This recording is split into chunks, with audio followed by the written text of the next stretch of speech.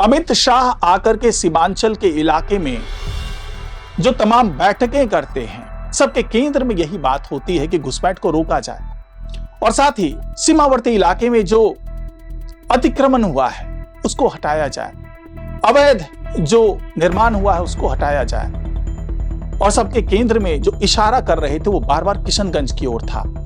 तो क्या किशनगंज में सीधे सीधे कार्रवाई की जाएगी?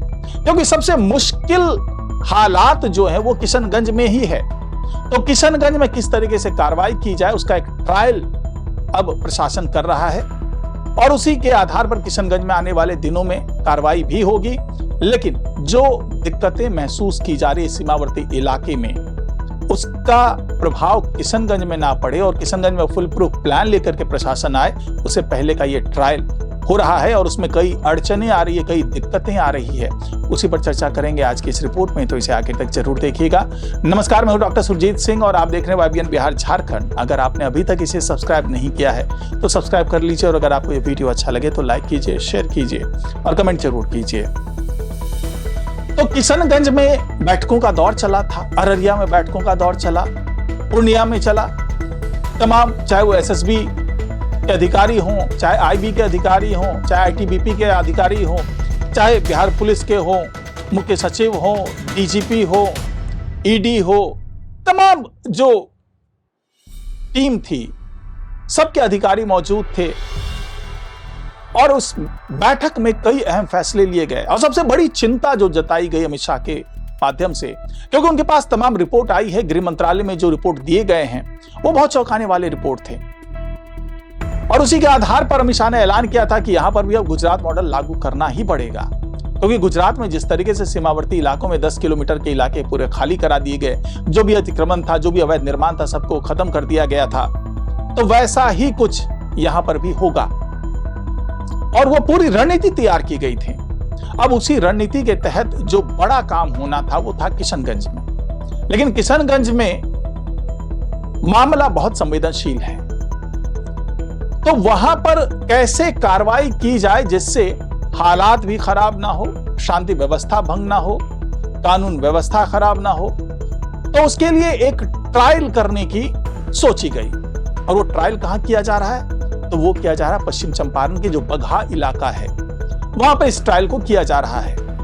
और ये पूरा इलाका जो है वो इंडो नेपाल जो बॉर्डर है वहां पर लगता है और वहां पर जिस तरीके से रणनीति तैयार की गई थी उसको मतलब अमली जमा पहनाने के लिए जब प्रशासन पहुंचता है, बॉर्डर पर पहुंचता है, वहां पर अतिक्रमण को देखा जाता है, लगभग 15 किलोमीटर इलाके की पैमाइश की जाती है, तब पता चलता है कि भैया पैमाइश तो तब हो जब पिलर्स हों। बॉर्डर पे जो भी पिलर्स लगाए गए थे इंडो नेपाल बॉर्डर पे, उन पिलर्स को भी असामाजिक तत्वों ने उखाड़ दिया था। हो सकता है कुछ तस्करों ने उखाड़ दिया हो या हो सकता है कि एक साजिश के तहत यह काम किया गया। जब पिलर की खोज की गई तो पिलर गायब मिले।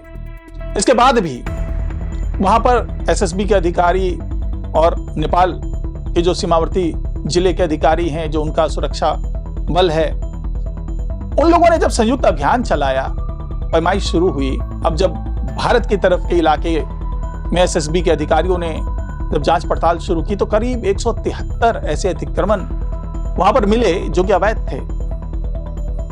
अब इन 173 अतिक्रमण के बारे में उन्होंने सूचना दे दी। अब कार्रवाई जो करना था वो CO को करना था। बगहा 2 के CO मोहम्मद वसीम अकरम, उनको ये कार्रवाई करनी थी, लेकिन उन्होंने साफ साफ लिख करके दे दिया कि भाई हम कार्रवाई नहीं कर सकते। अब कार्रवाई क्यों नहीं कर सकते? क्या आपको डर लग रहा है? तो उन्होंने कहा कि जो पुराने रैयतदार हैं उनके नाम पे ये सारी जमीनें हैं और जो 173 अतिक्रमणकारियों की लिस्ट है वो SSB के अधिकारियों ने दी है, लेकिन वो अभी तक अंचल जो कार्यालय है वहां तक पहुंचा ही नहीं, CO साहब के पास पहुंचा ही नहीं। उन्होंने SDM से बात की, SDM से बात करके मांगा कि भाई आप जो वहां रोशनी कुमारी हैं, चांदनी कुमारी, तो चांदनी कुमारी से उन्होंने बात की और उन्होंने कहा कि भाई आप हमें वो लिस्ट प्रोवाइड कर दीजिए जो 173 अतिक्रमण है, या फिर आप SP साहब से कहलवा दीजिए कि वो यहां पर आकर के अतिक्रमण की पहचान करवाएं और कार्रवाई के लिए बताएं।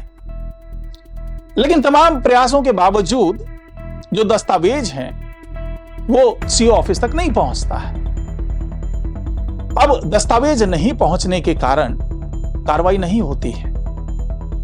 अब इसकी जब जांच पड़ताल शुरू होती है कि भाई ये कार्रवाई क्यों नहीं हो रही है, तो तमाम दस्तावेजों का हवाला देते हैं मोहम्मद वसीम अकरम और बताते हैं कि जब तक उनके पास दस्तावेज नहीं आ जाता, जब तक लिखित फरमान नहीं आ जाता, तब तक वो कार्रवाई नहीं कर सकते। और खास करके तब जबकि एग्जैक्ट लोकेशन इसलिए नहीं पता चल रहा है क्योंकि जो पिलर्स जहां से उनकी मापी हो सकती थी, पैमाइश हो सकती थी, वो पिलर्स ही गायब है।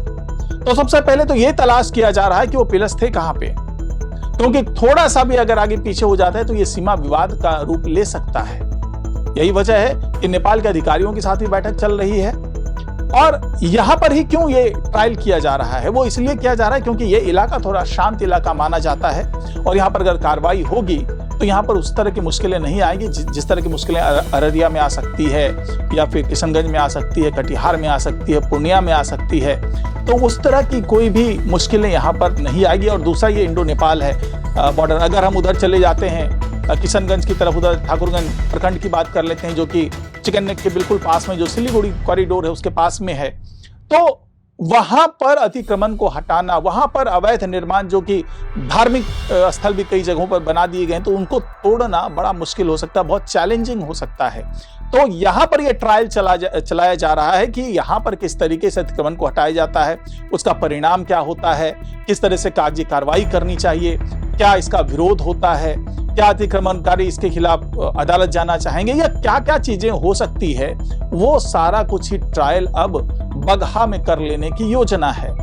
और यहां पर जो भी मुश्किलें आएंगी, जो भी चैलेंजेस आएंगे, उसके आधार पर ही अब जो बाकी संवेदनशील जगह है, अगर हम किशनगंज की बात करते हैं, यहाँ पर 68-69% अल्पसंख्यक मौजूद हैं और जहां के बारे में कहा जा रहा है कि वहां पर बड़े पैमाने पर घुसपैठ हुआ है, यानी कि वहां पर म्यांमार से भी जो रोहिंग्या मुसलमान है वो पहुंचे हैं, बांग्लादेश के मुसलमान पहुंचे हैं और वो इस तरीके से घुल मिल गए हैं, तो उनको फाइंड आउट करना बड़ा मुश्किल है, उसके बारे में जानकारी जुटाना बड़ा मुश्किल है। और यहाँ पर जिस तरीके से जाली नोट का कारोबार हो रहा है, मानव तस्करी का कारोबार हो रहा है, जिस तरीके से यहाँ पर फर्जी दस्तावेज तैयार कराए जा रहे हैं, तो उस पर काबू पाना इतना आसान नहीं है। यानी कि एक पूरा नेटवर्क है, एक पूरा सिंडिकेट है जो इस पूरे मामले को अंजाम दे रहा है। तो ऐसे में बगहा में ट्रायल करके जो प्रशासनिक अधिकारी हैं वो ये देख लेना चाहते हैं कि उनके सामने कौन कौन सी मुश्किलें आ सकती है और उस मुश्किल का क्या तोड़ हो सकता है, क्या काट हो सकता है, वो बगहा में वो डिसाइड कर लेना चाहते हैं, ताकि उसी के हिसाब से जब किशनगंज में कार्रवाई हो, जब अररिया में कार्रवाई हो, जब कटिहार में कार्रवाई हो, जब पूर्णिया में कार्रवाई हो, तो उनके पास हर चीज मौजूद हो, हर दस्तावेज मौजूद हो, ताकि जो भी विरोध प्रदर्शन हो रहा हो या इस कार्रवाई का विरोध किया जा रहा हो तो उसे किस तरीके से निपटा जाए, उसका अनुभव लेकर के वहां पर प्रशासनिक अधिकारी पहुंचे। तो फिलहाल बगहा का मामला एक ट्रायल है और ये आजमाया जाना है उन जगहों पर जो कि संवेदनशील जगह है। हालांकि बगहा में किस तरीके से इन 173 जो अतिक्रमण है उसको हटाया जाएगा, निपटा जाएगा, ये एक आने वाले दिनों में मिसाल बनने वाली है। तो फिलहाल आज की रिपोर्ट में इतना ही। नमस्कार।